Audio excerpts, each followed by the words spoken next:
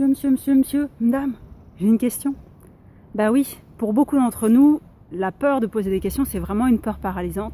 Et c'est de ça dont je vais parler aujourd'hui dans ma 11e capsule. Alors j'ai plus assez de doigts, donc 11e capsule, la minute même pas peur, ce défi que je me suis lancé en vidéo de m'améliorer en 30 jours. Je m'appelle Blandine de Maillard, je suis conférencière, blogueuse pour le blog Même pas peur. Et cette question-là, j'avais envie de l'aborder parce qu'elle paralyse énormément de gens, comme je l'ai dit juste avant. Parce qu'on a peur que si on pose une question, on admette qu'on est idiot.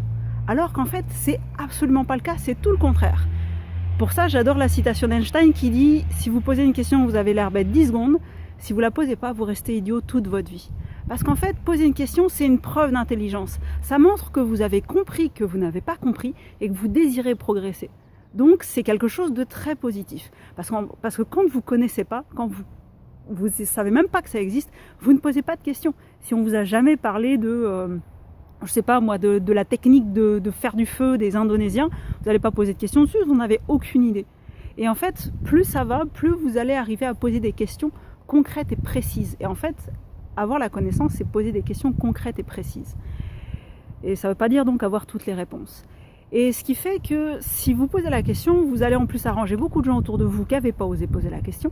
Et si la personne en face de vous vous fait vous sentir idiot en disant que c'est de votre faute si vous n'avez pas compris, ça veut dire qu'elle n'a pas compris sa mission, qui est normalement de vous aider à comprendre et pas juste de parler et de s'écouter parler et d'avoir l'air intelligent en parlant devant des gens qui ne savent pas.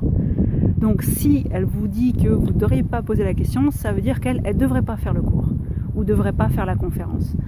Voilà, c'était ma petite capsule du jour. Comme d'habitude, merci énormément de m'avoir écouté. Vos commentaires, tous vos partages, ça me fait plaisir, ça m'encourage. Et demain, je vais parler de pourquoi est-ce qu'il faut oser aussi poser 2 fois la question si on n'a pas compris la réponse à notre première question. D'ici à demain, bonne journée, puis partagez cette vidéo pour qu'elle serve au plus de monde possible. À bientôt les petits loups.